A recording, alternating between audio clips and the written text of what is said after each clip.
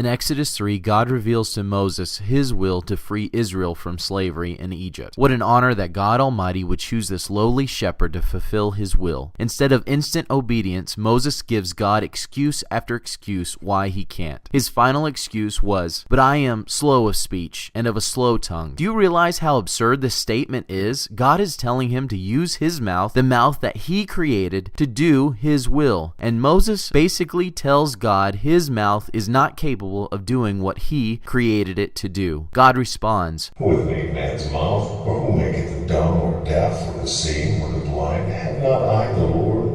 Can you imagine if God showed Moses all the things he has done so that he can have a mouth to speak with? I can imagine God explaining this to Moses. "Moses, I made your mouth. I sustain you. Do you even know how you exist? Do you know how you can even speak? At this moment, you are inhaling air, which is a blend of nitrogen, oxygen, and other gases that I have formed so you can live. As you inhale, your lungs fill with air, and the alveoli in your lungs absorb the oxygen into the bloodstream, where your heart pumps it to your entire body so that you can talk, eat, and walk. And what are you walking on, Moses? The earth is a globe that hangs on nothing, held in place by gravity, a force I created to keep things in the place that I choose. Because if this planet moves slightly away from the sun, it would freeze. And if it moved closer, it would burn up. Speaking of the sun, you can't even fathom its size. It dwarfs this planet you call home, and your sun isn't even the largest star. In your galaxy, there are many stars that put the sun to shame. Your Milky Way galaxy is larger than you could ever imagine. You could never hope to travel it in 1,000 lifetimes. And this is just one galaxy and a universe of billions more. I created it all in just 6 days. And you want to tell me, Moses, that your mouth that I made can't do what I want it to do? Now therefore go, and I will be with thy mouth. How about you, Christian? God has commanded us to tell the nations about his gospel. What is wrong with your mouth that it cannot go and tell them?